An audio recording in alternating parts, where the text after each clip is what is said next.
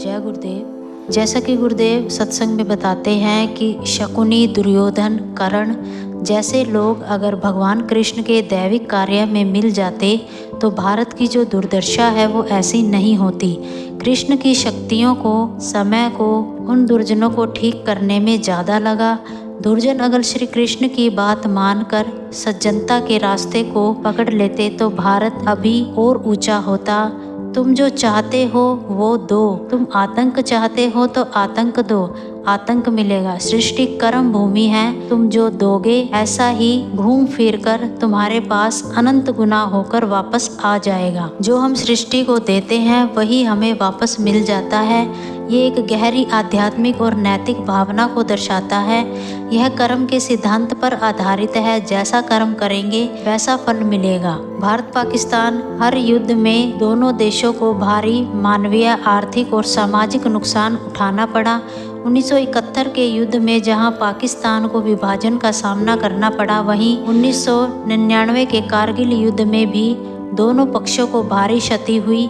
हालिया संघर्षों में भी नागरिकों की जानें गई और सीमावर्ती क्षेत्रों में अस्थिरता बनी रही। दोनों देशों के पास परमाणु हथियार होने के कारण पूर्ण युद्ध की संभावना कम होती है, लेकिन यह स्थिति अत्यधिक संवेदनशील और खतरनाक भी है। किसी भी गलतफहमी या उत्तेजना से गंभीर परिणाम हो सकते हैं। पाकिस्तान से संचालित आतंकवादी समूहों द्वारा किए गए हमलों ने संघर्षों को बढ़ावा दिया है। इन समस्याओं का समाधान केवल सैन्य कार्रवाई से नहीं बल्कि राजनीतिक इच्छा शक्ति और अंतर्राष्ट्रीय सहयोग से ही संभव है। युद्ध ने दोनों देशों की अर्थव्यवस्थाओं पर नकारात्मक प्रभाव डाला है।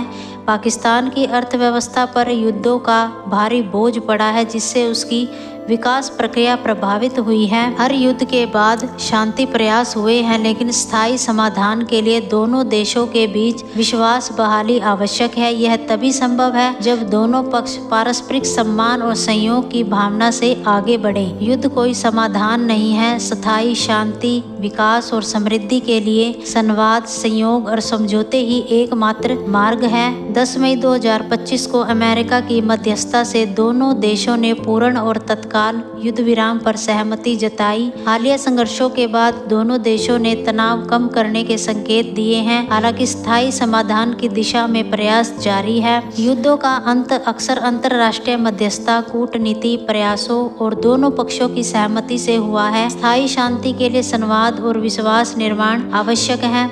हरिओम।